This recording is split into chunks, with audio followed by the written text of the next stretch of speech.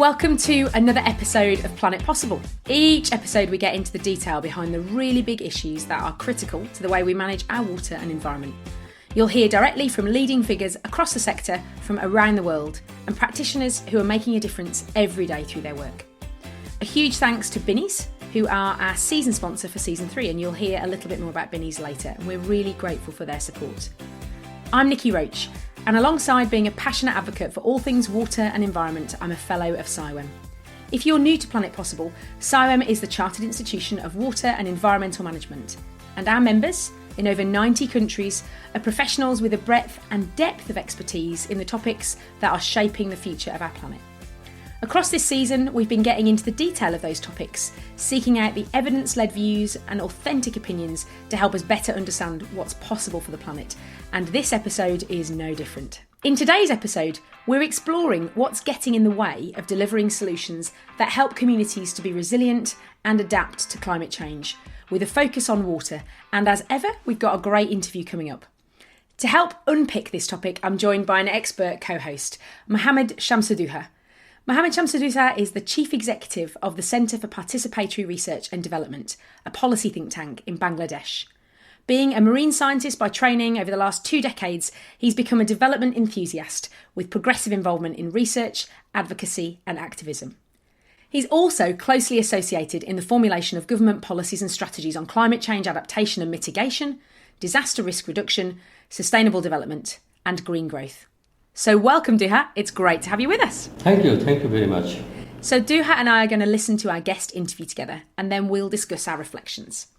Our guest interview today is with Tim Wainwright, and Tim is the Chief Executive of WaterAid, a charity focused on water, sanitation and hygiene education working internationally.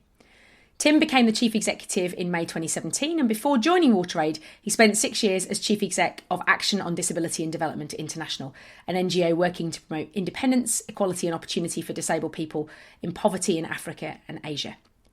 Tim and I explore some of the barriers to delivering essential water and sanitation services to some of the world's most economically deprived people, and I was particularly interested to hear his thoughts on why the pace of change isn't fast enough. There isn't enough investment at the moment. The private sector is not investing in a big way in water. So about 45% of the investments in low-income countries in energy come from the private sector. If you look at something like telecoms, it's 87%.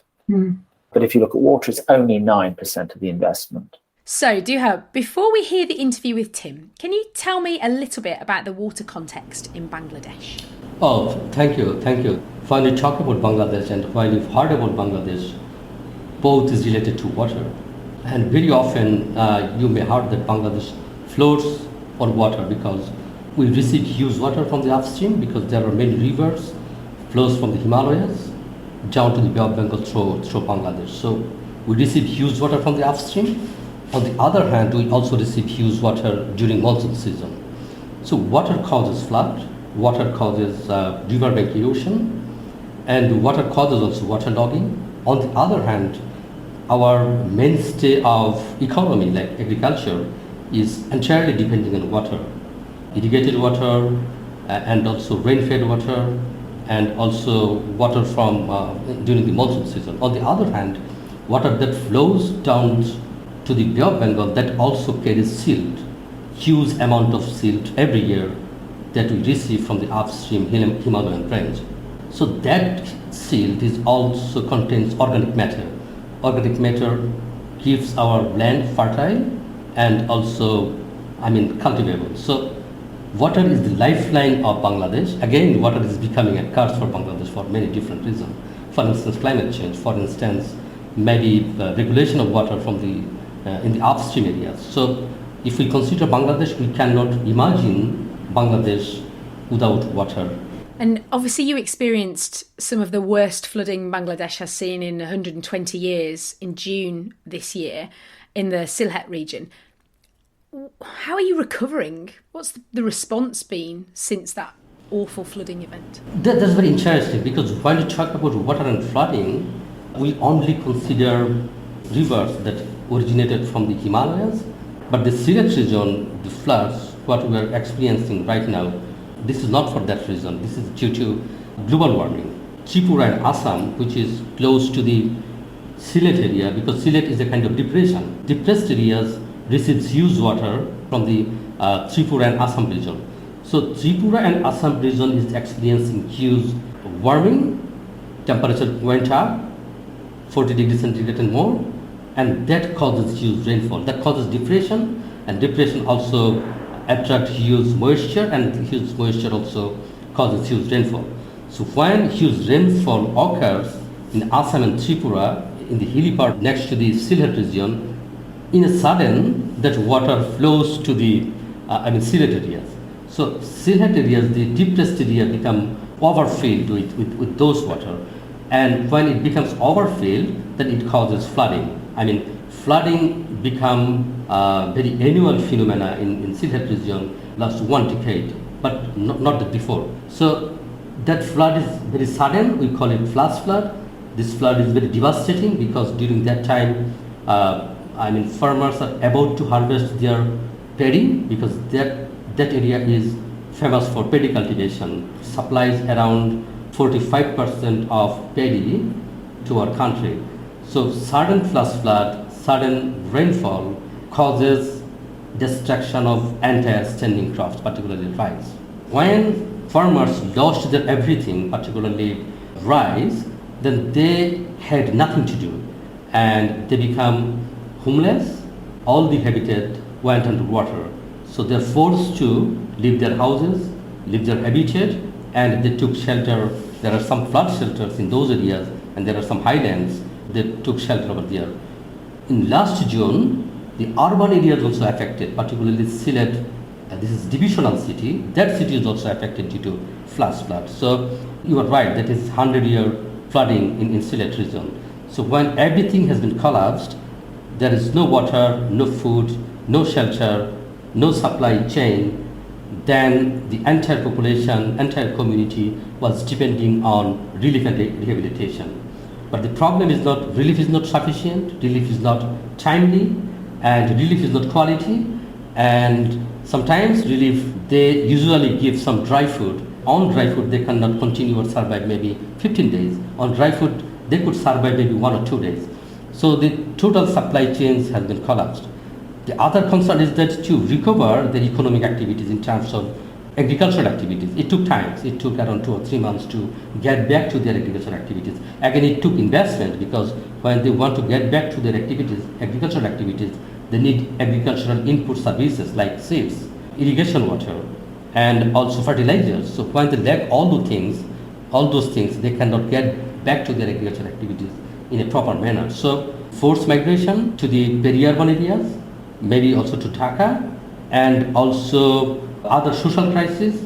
This is very important because almost all the schools went underwater. So there is a certain loss of education, dropping out from school, and also child labor have increased, because child labor and also dropping out of school is closely connected.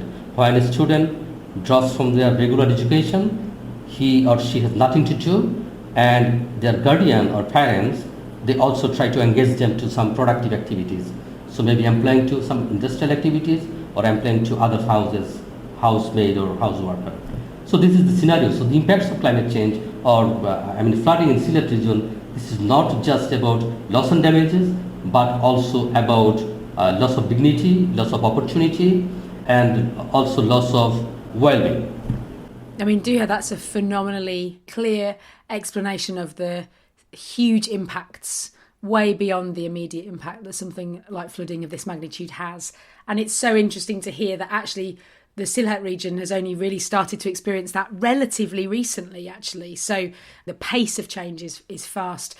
And that's a great introduction to the discussion we're about to hear. So let's listen to the interview with Tim. I should just clarify that in the interview, Tim references the Prince of Wales.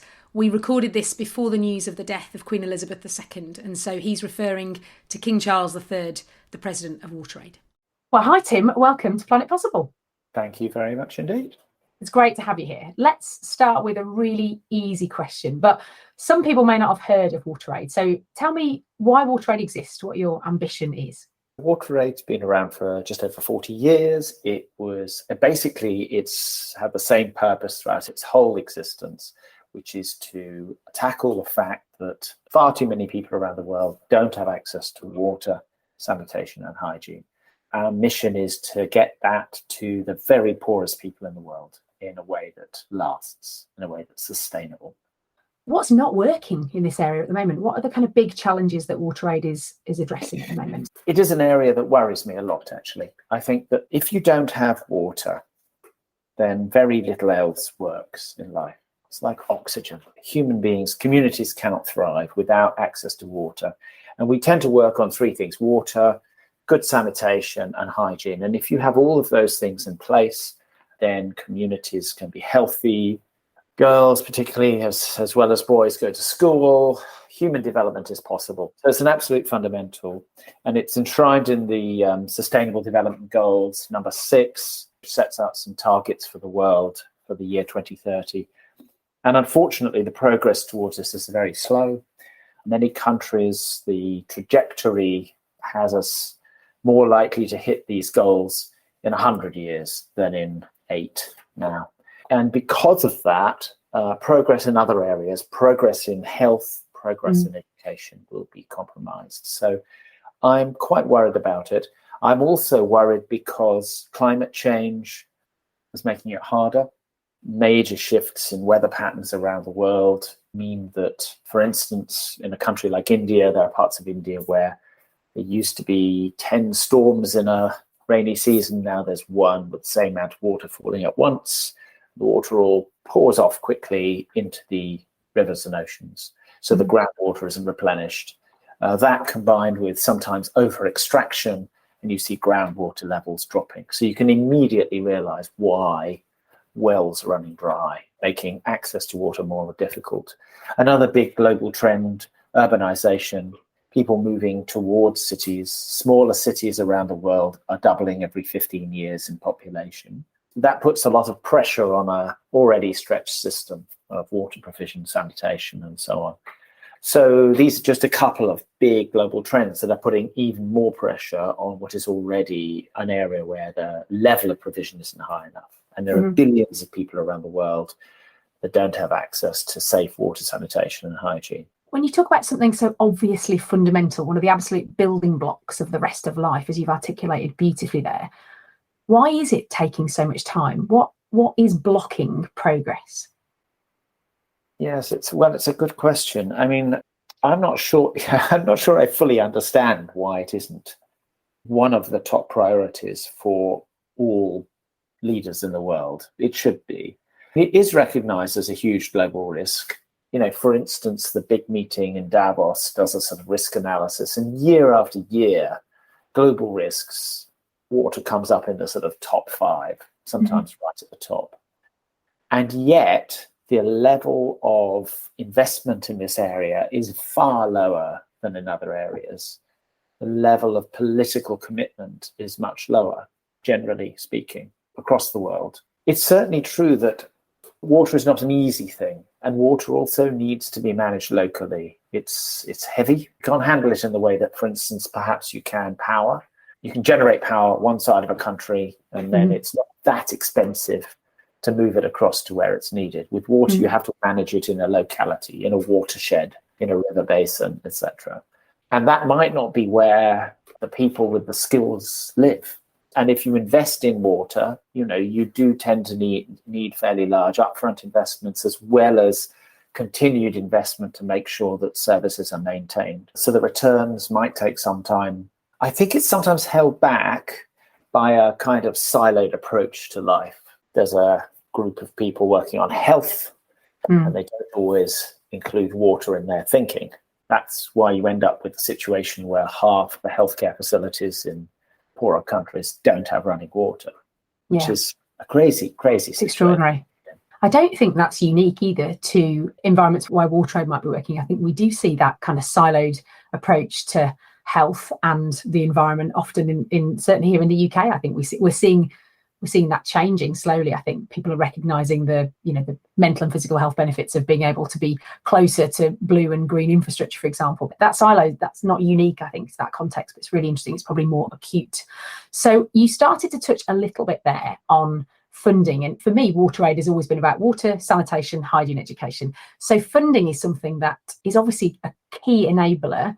What's WaterAid doing about funding in this kind of space? One of the things we've been doing, and this is one of the 4 aims in our new strategy actually, is to work to try to increase the amount of funding going into the wider sector, particularly targeting poorest countries in the world. The reason for that is, as I've said, it's because there isn't enough investment at the moment. And it's also very noticeable that the private sector is not investing in a big way in water. So if you look at other sectors, energy, for instance, about 45% of the investments in low-income countries in energy come from the private sector. If you look at something like telecoms, it's 87%. But if you look at water, it's only 9% of the investment. And the levels of investment that are needed to provide resilient, sustainable water around the world are very high. Trillions of dollars of investment are going to be needed over the next decade if we stand any chance of getting anywhere near the Sustainable Development Goals. You will not get all that investment from public sector sources. It needs private sector investment. So one of the things we've been doing about it recently is we're part of the Sustainable Markets Initiative. It's a sort of private sector initiative co-chaired by the Prince of Wales and the chair of Bank of America, which is all about trying to get the private sector to step up on climate change very generally. So some parts of it are looking at reducing carbon emissions and so on. The part of it that we're engaged with, we're looking at the water part of it, is looking to accelerate investments that provide sustainable water solutions in some of the poorest countries in the world. And we're looking there, we've developed an approach called the Resilient Water Accelerator. It's a process to develop projects that have good technical design, but also good financial design, and that attract investment in a number of poorer countries to prove an approach, if you like. We're initially focusing on 5 countries, reaching 50 million people with improvements in water supply, not necessarily to SDG standards, but with much better access to water. And the idea is get that off the ground and then prove an approach, which is then replicated. Our season sponsors for Planet Possible are Binnies, who recognise the opportunity that bringing together a breadth of professions creates to be truly amazing. Their engineers, scientists, constructors and environmental professionals collaborate to drive innovation, and Binnies, like Simon, believe that podcasts are a fantastic way to showcase some of the role models, global best practice and innovation that we have across the water and environment sector. We're grateful to Binnies for their support as it enables us to bring Planet Possible to you this season.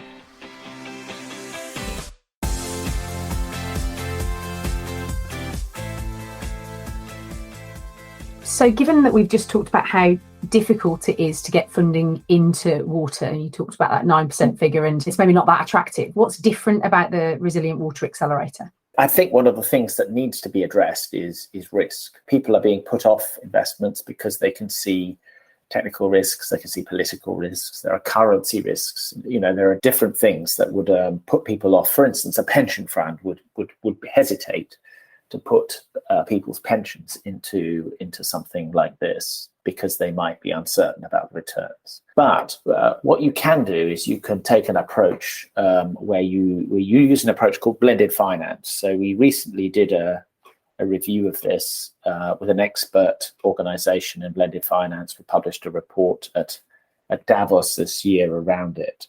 And this looks at the role of different investors can take.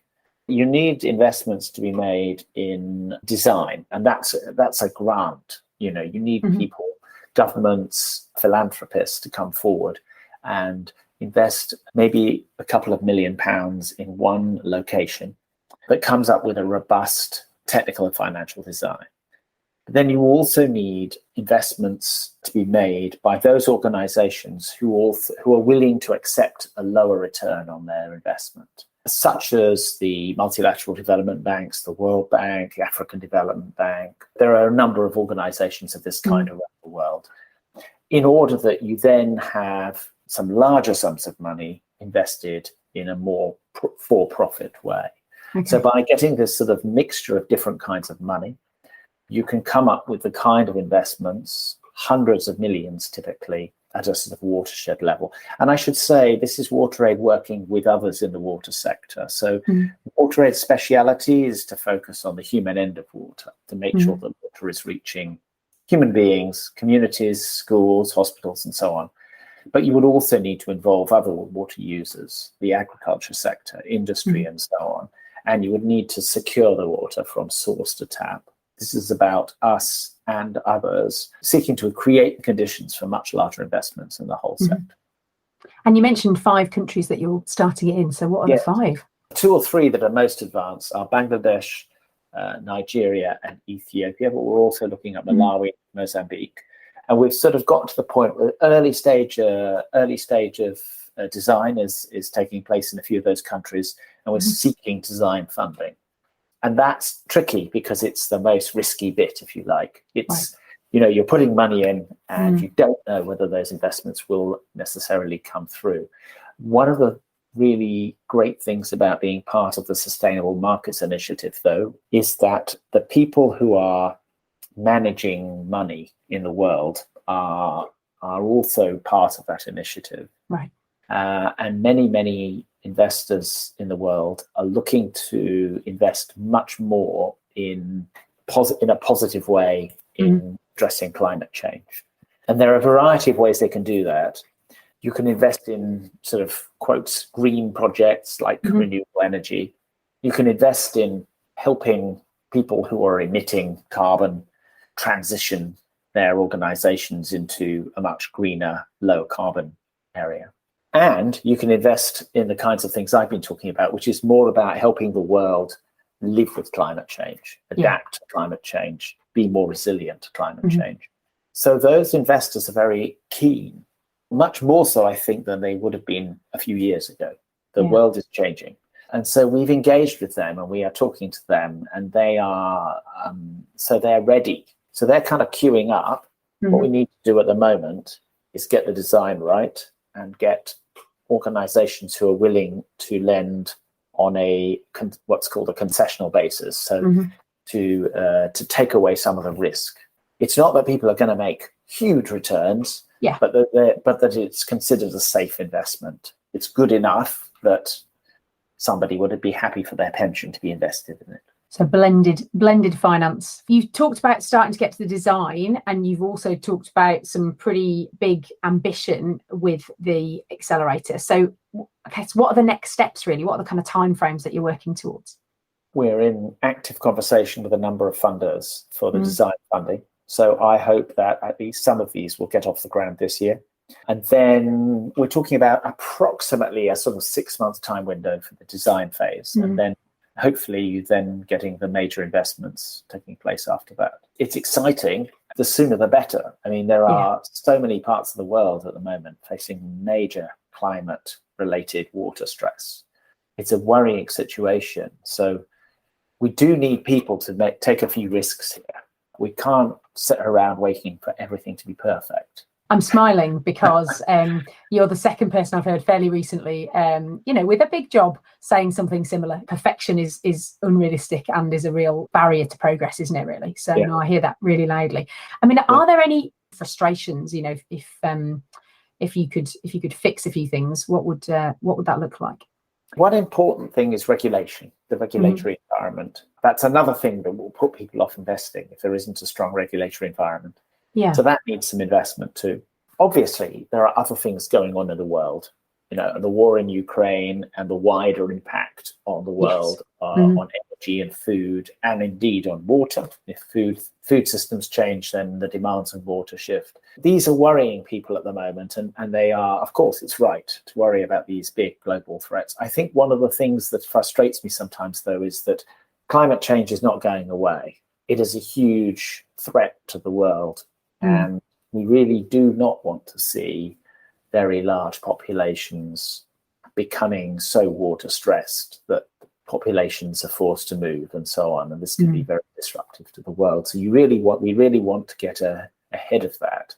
And so for those who are governments looking at these issues, for instance, I think it's really important they don't take their eye off the big threats like climate change. When something new comes along, like a Ukraine, of course you need to look at that situation, work out how to handle it. You shouldn't move money, for instance, away from investing in adapting to climate change, building resilience to climate change. Just coming back to that point on regulation, my experience is that people feel very differently about water to the way they might do about something like power or telecoms. I think there's a sense of ownership over water, I think, and therefore privatisation of water can often seem a lot more emotive a conversation than privatisation of energy, for example, or telecoms. How do you get past that with something that's at a global scale? There'll be very local and perhaps different views about water and privatisation of water. So how are you tackling that kind of cultural challenge? Our view is very straightforward, which is we don't have a strong view on whether something should be in the private sector or the public sector. What we care about is the quality of services to the poorest people in the world. The other aspect of it is also about paying for water. And this is an interesting one, sometimes quite controversial. And one comes across people who think that water ought to be free. I don't agree with that. I'm quite happy to pay for water.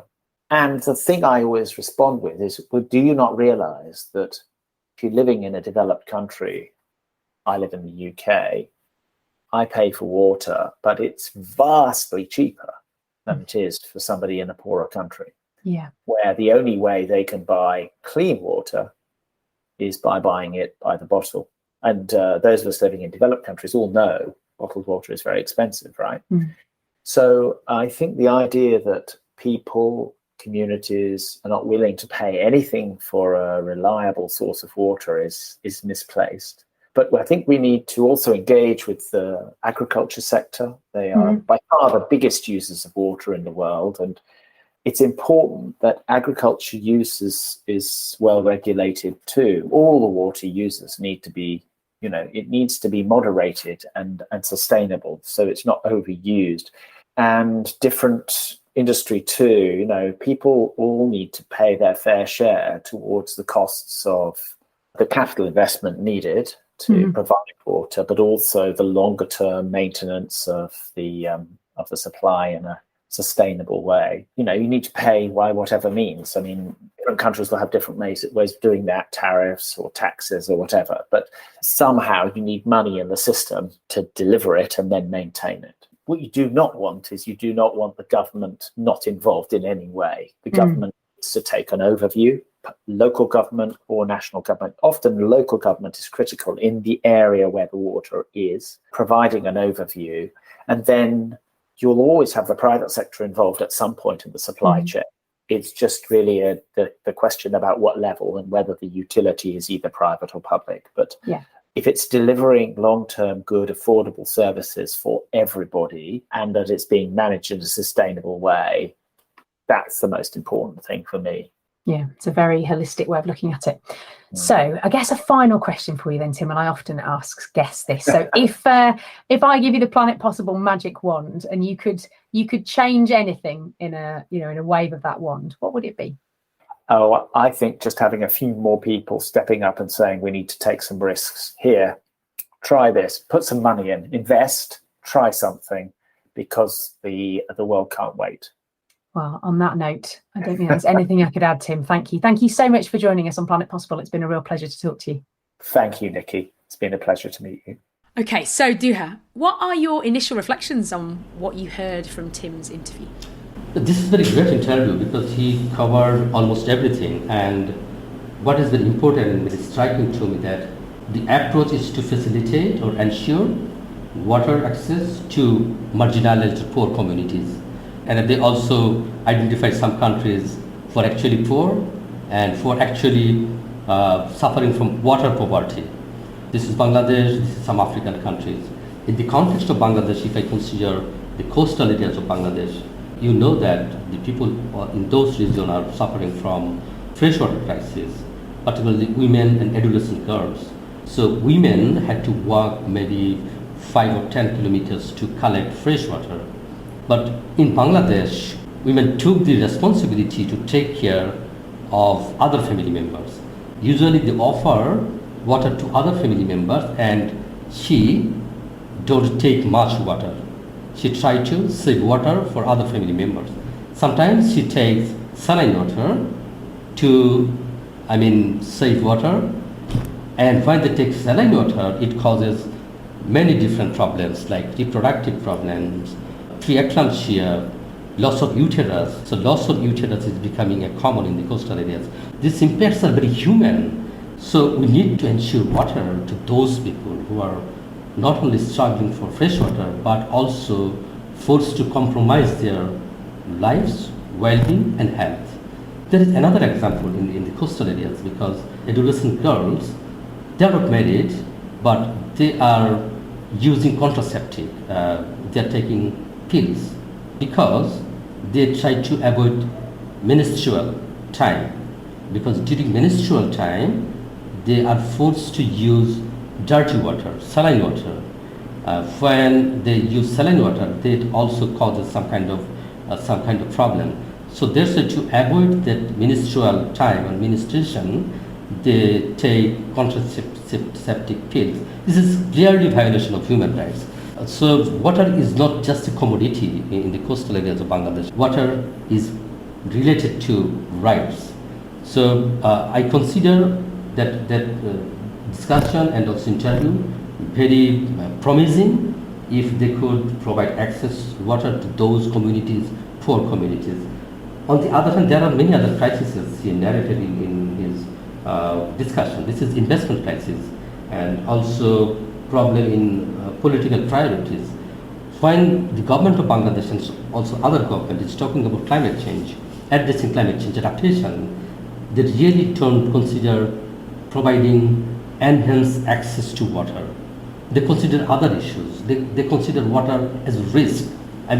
Water causes flood, water causes cyclone, so water is at risk.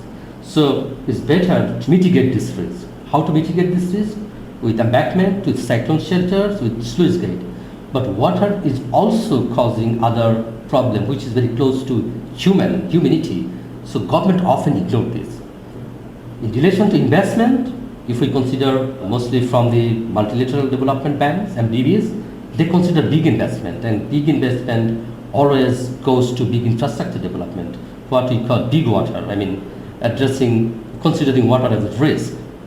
But what kind of risk is causing water to human, they are not considering this. So if they mobilize adequate grants, investment for providing water to the climate affected communities, it will be a great task. But still there are many issues need to be addressed. One is governance issues, regulatory issues. I think this could be accelerated, this could be expedited further. You've touched on some really fascinating and really nuanced, I think, areas there. So the link between access to water and I guess the cultural element of individual choice. So you talked about women, in essence, sacrificing their own use of fresh water to enable others and then having health impacts, and potentially younger women taking the contraceptive pill to stop their periods because they don't want to have periods because they can't have them in a way that they can stay clean and just keep their own health at an acceptable level. Those are fascinating topics that we don't really think, maybe we don't think or talk about as much when we think about the access to water. We think about the immediacy of having something to drink, maybe having something to wash with, but the long-term health impacts of those subtle cultural choices are fascinating. If we lift it up a little bit and think about water and climate change, in Bangladesh, what are some of the really big challenges that you're facing at the moment in bringing together water and climate change and trying to move things forward? If I consider climate change, and Bangladesh, this is all about water. And if I divide our country in geographical region, and you know that climate change impact is localized, climate change impact is context specific. So in southern part of the country, we are struggling with salinity intrusion and sea level rise. So when salinity goes up, it contaminates all the freshwater sources, it contaminates land, and it also causes, one of the pressing issues is child marriage have increased. Child marriage, I mean marriage of adolescent girls. So why that has increased, a family lost everything and took shelter in different areas, they cannot adjust or they cannot make a kind of rapport with the neighbors. So if a family has adolescent girls, young girls, so they consider their adolescent girl as a risk. So marrying of an adolescent girls at the early stage is considered as risk transfer. Given that context, we have identified and also documented many cases of early marriage, child marriage, and after child marriage they also face different kinds of health problem and also some problem from their husbands' families. But problem is that when we talk about climate change, we only consider risk. When we develop any program and plan, we only consider risk, how to mitigate the risk. But when a risk persists for long, the residual impact, like residual impact of salinity intrusion, residual impact of waterlogging, residual impact of sea level rise, maybe flood, they are extending to secondary and tertiary impact. And secondary and tertiary impact is migration, secondary and tertiary impact is child marriage, abuse, sexual exploitation, and also risk of trafficking. So if we consider current scenario, planning scenario, and also understanding, both understanding and planning for addressing climate change is entirely limited to risk level. I mean, I have to be honest, I'm almost lost for words. I think what you've articulated really clearly and really powerfully are those secondary and tertiary impacts. And to hear child marriage is happening, for example, as a method of risk transfer, on an individual level, is heartbreaking, isn't it? It's heartbreaking. And that's not a judgment. That's obviously families feel that they are in such a difficult circumstance that that's the only option that they've got is, to link that directly back to the impacts of climate change. You've done that really clearly and really powerfully, Duha. Thank you. In the policy context, which is the world that you live in, what is being done or what's being attempted to be done to try and help those individuals and those communities from a policy perspective? The problem is that still climate change is considered as a science issue. Still climate change is considered as a kind of physical science. Climate change discourses not yet been extended to other dimensions, social aspects, rights aspects. So we need to extend our discourses, we need to extend our understanding to those levels. So that's why we need more research, not only on the science of climate change, but also diversified and disproportionate impacts of climate change on different segments and communities.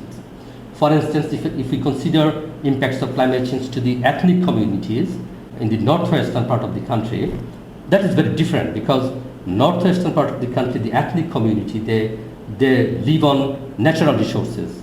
They collect water from canals, ponds, and other things. They collect foods, vegetables from forest, common resources. But all the things become privatized. Government leased out all those commons to the influentials. They're doing business, they're doing fish culture, they're doing horticulture on those lands. But they are foreclosing adaptation options of those ethnic community people. So when you talk about addressing climate change, we need to consider the other issues, how the natural resources and public commons could be supportive to those communities or not. So it's an entire discourse of governance. We are discussing with some communities in the coastal areas, and they said that if we fail to address corruption in embankment building, because the tidal surge, height of tidal surge is increasing, so we need to increase the height of our embankment with standard and quality. But if we fail to maintain standard and quality, then they will be broken down, maybe another tidal surge, and it will make or leave the communities more exposed to those risks. So in that case, we need to ensure governance, We need to ensure better utilization of money so that they can really protect the coastal communities and other communities also. We need to ensure proper governance of the public commons so that the poor people and the ethnic community people have increased access to those public commons like common water bodies, common forest resources and other things. So when we talk about climate change, we just consider some projects. And projects cannot ensure governance. Projects cannot ensure, system change. So when we talk about addressing climate change in global level, we talk about system change in terms of more greener economy, avoiding fossil fuel and other things. But when in national context, we also should raise our voice that we also need system change so that the governance structure and also policies, plans really support the climate vulnerable communities, maybe support those adolescent girls to stop child marriage, maybe support to those coastal communities who are struggling for fresh water, maybe providing support to those ethnic communities in the buried areas to ensure their enhanced access to water, enhanced access to natural resources, and also climate adaptive livelihoods. Normally I ask guests if they could wave their magic wand, what would they want to make possible? But I feel like what you've just described probably answers that question. You know, what I'm hearing very clearly is the balance between the local element of climate impact, local adaptation, local resilience, but the balance of that with the importance of, at a national level, certainly for Bangladesh, and I'm sure for many other countries, the importance of seeing things in a connected way and acknowledging that things like policy and governance need to be done at a high level with a good quality and good set of standards. For me, the thing that's really stood out from our conversation very clearly, though, are those secondary and tertiary impacts of climate change and the fact that we're not really talking about them. We're not really connecting them. When we talk about climate science, we're talking about the geography often of climate change, but actually it's the social geography that's really interesting here, and that's where those impacts are not just immediate but also long-term and really significant. So I have absolutely loved our conversation, and I am very sad to say that time has flown and we found ourselves at the end of the episode. Thank you for joining us. I hope you found the conversation as insightful as I have, and I hope it's given you something to think about in your world. You can subscribe to the podcast on your usual podcast player to never miss an episode, and we'd love to hear your ratings and reviews too. I'm really looking forward to sharing the rest of the season with you. Just one more episode to go, and it's a good one. All that leaves me to say is a huge thank you to our guest today, Tim Wainwright, and my excellent co-host, Shamsuddoha. Thank you, Duha. Thank you very much. That's it, everyone. Stay safe, and we'll see you next time.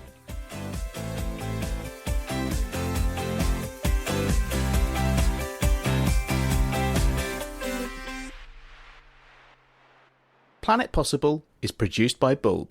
Bwlb Bwlb. The best ideas, the strongest content.